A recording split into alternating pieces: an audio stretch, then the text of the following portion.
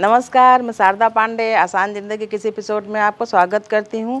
जैसा कि सावन का महीना चल रहा है, बरसात का महीना भी चल रहा है, तो सबसे पहले आपको मैं बताऊंगी कि सावन के महीने में शिव जी का और पार्वती मैया जी का पूजन होता है। तो इससे संबंधित भी बताऊंगी कि आपको क्या क्या भगवान जी को नहीं चढ़ाना चाहिए। आगे बताऊँगी जो कि बरसात में काफ़ी बीमारियाँ हो रही हैं, तो इससे कैसे बचा जाए। तो सबसे पहले बताऊँगी कि सावन के महीने में भगवान भोलेनाथ को जब आप पूजा करने जाएं तो हल्दी, कुमकुम, तुलसी ये चीज़ें भगवान जी को नहीं चढ़ाई जाती है। और जो चीज़ की मनाही होती है या जो चीज़ हम त्यागते हैं, जैसे दूध, दही, शहद, इन चीज़ों को जब हम त्यागते हैं तो इन्हीं चीज़ों का अभिषेक शिव जी को करते हैं, दान करते हैं। जैसे खीर है, दूध है, इन चीज़ों का दान करते हैं।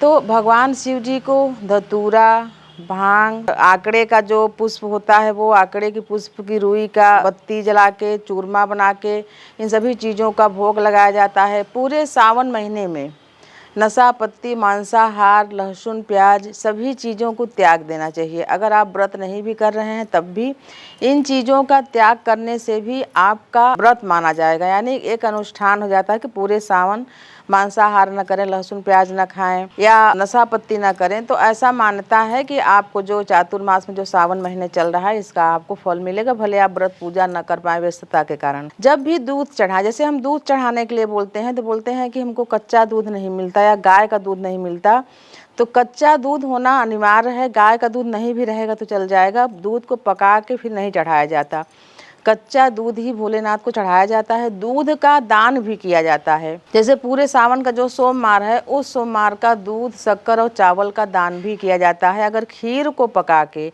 गरीब ब्राह्मण को खिलाते हैं तो अति उत्तम होता है।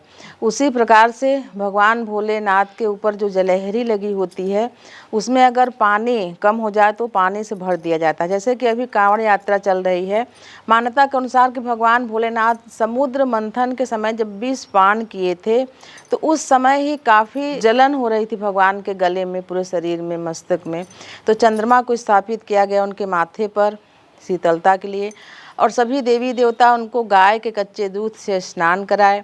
उसी समय से मान्यता हो गई कि सावन के वो जो विष निकला था वो सावन का ही महीना था, और पूरे सावन के महीने में भगवान व्यथित थे विष के जलन से। तो तभी से मान्यता हुई, पहले तो देवी देवता दूध और जल से स्नान कराए, फिर सभी भक्तों को भगवान शिव के खुशी के लिए, उनके सुख के लिए कांवड़ में जो जल वगैरह भर के ले जाते हैं, चढ़ाते हैं। कहीं से भी लिए जल को और कहीं भी आप चढ़ाए, वैसे मान्यता है बैजनाथ का, बैजनाथ धाम जाते हैं जल चढ़ाने। जैसे कि काफ़ी इन महीनों में काफ़ी बरसात होता है तो पानी भी दूषित हो जाता है, चाहे वो आपके घर का पानी हो जेट पंप का, चाहे नल से आता हो, चाहे जहाँ से। पानी जब धरती से नीचे जाता है, पानी का लेवल ऊपर आता है तो धरती का ही पानी रहता है, तो दूषित माना जाता है। तो उसको उबाल के ही पिएं। पानी को उबालें, उबालने के बाद किसी बड़े टब में उस बर्तन, उबला हुआ बर्तन को रख दें ठंडे पानी में, तो जल्दी से ठंडा हो जाएगा। फिर उसको आप पिएं, सभी घर वालों को पिलाएं। तो इससे क्या होगा, कई बीमारियों से आप बचे रहोगे कम से कम 2 महीने, ये सावन और भादव, यानी पूरा अगस्त भी कर लें, आधा 15 सितंबर तक, तब भी। तो सबसे पहले दही का त्याग कर देना चाहिए। दही, मट्ठा, घर का भी नहीं, बाहर का तो बिल्कुल नहीं, घर का भी नहीं खाना चाहिए। दही, मट्ठा, लस्सी, रायता, कढ़ी, दही बड़ा, ये सब चीज़ों का त्याग कर देना चाहिए। क्योंकि वायरल सर्दी जुकाम जब होता है किसी घर में, अगर एक जन को हुआ तो वो सबको फैलता है। अगर किसी एक को सर्दी जुकाम हुआ भी है तो उनको अलग कमरा में, जैसे कोरोना में क्वारंटीन कर देते थे, अलग कमरे में रख के उनको मास्क वगैरह लगाएं, उनका अलग बर्तन कर दें, उनको उबला हुआ पानी दें, उनको सुपाच्य भोजन दें। जैसे बैगन वगैरह भी नहीं खाना चाहिए। जब एक हफ्ते में या 3-4 दिन में जब भी वो व्यक्ति ठीक हो जाएं, उनके बिस्तर को भी अलग रखें, तब उनको अच्छी तरह से गुनगुने पानी से स्नान कराएं। 3 दिन तो स्नान बिल्कुल नहीं कराना चाहिए। उसके बाद स्नान करा के उनके कपड़ों को धो दिया जाए, उनके बर्तनों को अच्छे से गर्म पानी में धो दिया जाए, तो हो सकता है बाकी लोग बचे रहें। लेकिन वायरल एक बार होता ही है, अगर आप बचे रहोगे, इन सब चीज़ों को नहीं करोगे तो बचे रहोगे। तो वही आपको मैं बता रही हूँ, खाने पीने की भी चीज़ें जो हैं, जैसे कि अंकुरित अनाज इन 4 महीनों में बिल्कुल नहीं खाना चाहिए। जैसे हम चना उगा के खाते हैं या मूंग को या किसी भी अंकुरित अनाज को खाते हैं, तो चातुर्मास तो नहीं, लेकिन हाँ अभी अगस्त में और सितंबर में, यानी सावन भादों में बिल्कुल नहीं खाना चाहिए अंकुरित अनाज। उड़द की दाल और उड़द की दाल से बनी हुई चीज़ें जैसे दही बड़ा वगैरह हुआ, ये क्या होता है, बादी होता है। आप कितना भी हींग वगैरह डालेंगे फिर भी ये बादी होता है, नुकसान करता है, भारी होता है। भारी चीज़ें भी न खाएं। भारी भोजन में क्या भोजन होता है, तमाम भोजन होते हैं भारी भोजन, जैसे कि पूरन पूड़ी खाने का मन किया, आपको खीर खाने का मन किया, आलू की पूड़ी खाने का मन किया, तो ये खाएं तो दोपहर के भोजन में खाएं या 4 बजे से पहले, शाम 4 बजे से पहले खा लें। रात्रि को खा के न सोएं, नहीं अपच हो जाएगा, खट्टी ढिकारें आएंगी, तो इससे आपको तकलीफ़ हो जाएगी। जो शिव भक्त हैं, विशेषकर महिलाएं, वो क्या करें, जैसे कि सोमवार का व्रत जो कर रहे हैं, वो 16 सोमवार हो, प्रति सोमवार हो या सावन सोमवार हो, तो वो स्नान अगर कर रही हैं तो एक दिन पहले ही शैम्पू और साबुन कर लें। सोमवार के दिन पूरा स्नान करें बाल से, लेकिन साबुन और शैम्पू नहीं करना चाहिए, साबुन शैम्पू नहीं लगाना चाहिए। इसमें काफ़ी ऐसी दूषित चीज़ें होती हैं जो कि व्रत उपवास में शरीर में किसी तरह से भी टच नहीं करना चाहिए। उसी प्रकार से दांत साफ करने के लिए मंजन इस्तेमाल करते हैं, उसको भी नहीं करना चाहिए।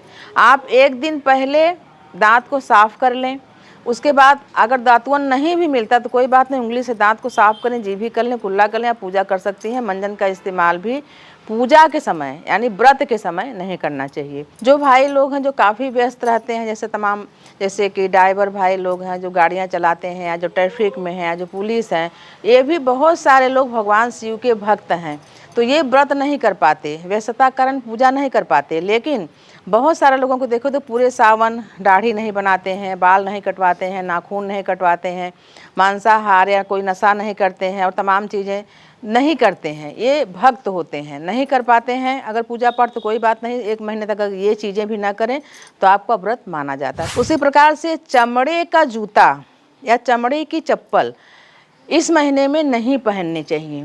पहली बात तो ये कारण कि पानी में अगर भीगा तो देर तक भीगा रहेगा और आपके पाँव में फंगस हो जाएंगे, कट जाएगा। इसलिए प्लास्टिक का जूता होगा कि काफ़ी सूख जाता है। चप्पल या जूता जो भी पहने खुला पहने, यानी बंद नहीं पहनना चाहिए। अगर आपके पाँव की उंगलियों में अधिकतर भीगने के कारण, ज़्यादा पानी में भीगने के कारण जो कट जाता है, फंगस हो जाता है, तो उसके लिए आप क्या करें कि जब भी आप फुर्सत पाएँ काम करके, विशेषकर महिलाओं का पाँव ज़्यादा कटता है क्योंकि उनका पाँव अधिकतर भीगा रहता है, किचन में काम कर रही हैं, यहाँ वहाँ काम कर रही हैं, तो पाँव को जब भी फुर्सत हो पंखा चला के सुखा लें, अच्छी तरह से साफ़ कपड़े से रुई से पोंछ लें, थोड़ा सा कुछ सैनिटाइज़र वगैरह लगा के, उसके बाद कपूर और नारियल का तेल पाँव की उंगलियों में लगाएं, रात को भी लगाएं और दोपहर में भी लगाएं, तो इससे आपके पाँव में फंगस नहीं होंगे। जैसे बहुत सारे लोग पूछते हैं कि एक दिन पहले लहसुन प्याज खा सकते हैं कि नहीं, तो दोपहर के समय खाएं, रात्रि के भोजन में लहसुन प्याज ना खाएं। जिस दिन व्रत रहें उस दिन बहुत सावधानी पूर्वक व्रत रहें, अच्छे से, मतलब रोज़ के बिस्तर में, जो रोज़ का बिस्तर सोती हैं जिसमें, उसमें बिल्कुल ना सोएं।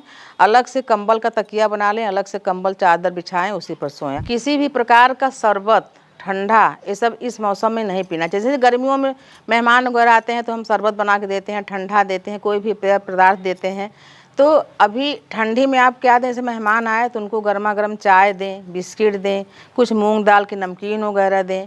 बरसात में से कोई भी मेहमान आए, खुद भी आप खा सकते हैं। तो आपको मैं बताई हूँ कि सावन के महीने में आप क्या ना करें। अगले वीडियो में आपको बताऊँगी कि क्या करें जिससे आप स्वस्थ रहें। आप आसान ज़िंदगी चैनल को सब्सक्राइब कर लें, हमारे साथ बने रहें, देखते रहें आसान ज़िंदगी। तब तक के लिए नमस्कार।